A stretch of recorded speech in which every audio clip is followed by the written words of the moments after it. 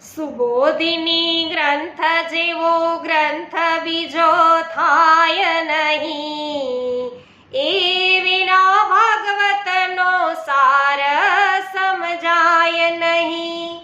માધવ ભટ્ટ જેવું અન્ય કોયથી લખાય નહીં, ભક્તોથી હાર્યા બીજા કોયથી હરાય નહીં.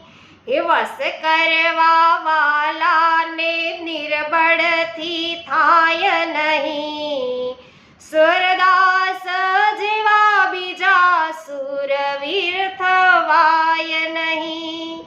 તો વૈષ્ણવો, સુબોધિની ગ્રંથ જેવો બીજો કોઈ ગ્રંથ થાય નહીં, એના વિના શ્રી ભાગવતજી એમ કાંઈ સમજાય નહીં. તો વૈષ્ણવો, શ્રીમદ ભાગવત છે એમની કથા સાંભળવા પુષ્ટિ સત્સંગ ચેનલને અવશ્ય સબસ્ક્રાઇબ કરો અને રોજ રાત્રિના 10:30 વાગ્યે લાઈવ થાવું, એટલે સાથે મળી અને શ્રીમદ ભાગવતની કથા સાંભળીશું. સર્વને જય શ્રી કૃષ્ણ.